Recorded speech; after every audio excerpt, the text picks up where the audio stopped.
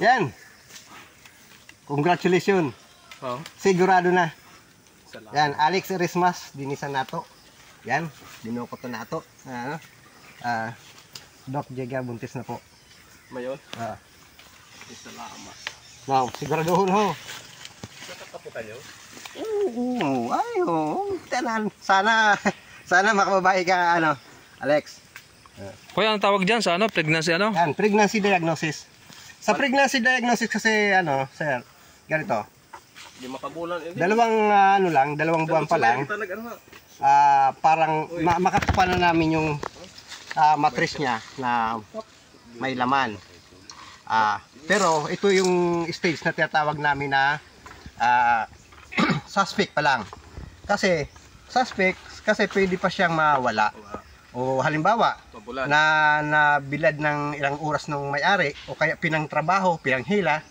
Pag uminit yung kalabaw, uminit na yung katawan ng kalabaw, pwedeng mawala yung guya. Pero pag 3 buwan na, yun na talagang sigurado. Talagang siguradong buntis na yan. Hindi na kami maaaring magkamali. Suspect yung namin, inaano namin sa mga farmer na ganyan.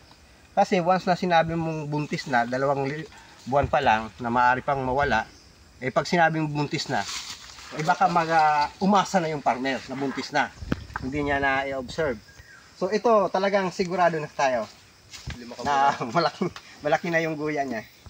So ingat na lang Alex sa mga ipapakaunan mo, baka may spray ng herbicide na magaya nung isang mong alaga. Nagdududa nga na ako. Tapos 5 months buntis na to. Kahit sa mga painom, Alex, sa mga pinapainuman mo Alex, Pasuro pa. oo, pasurop, ingat ka. Ako halata ko na. So buntis naman asay mo. Takda ko na tiyan sa to. So ayan, positive buntis. 5 months tong bupalo. Ang karamihan kasi sa mga bupalo, mga sabi tawag sa bugkos. Oo, kaya hindi halata na buntis. Yan yung may-ari. Yan, salamat.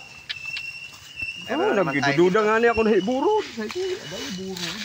Kain ang karabo mo. Ito ka. Ay, puro doon lang kanya. Okay. Lex, mapapirma lang ako appearance. Ay, naman yun. Oo. Madulag na yun. Nakadali ka na, Alex. Niyan, istoryahan kita na 2. Kung gusto mo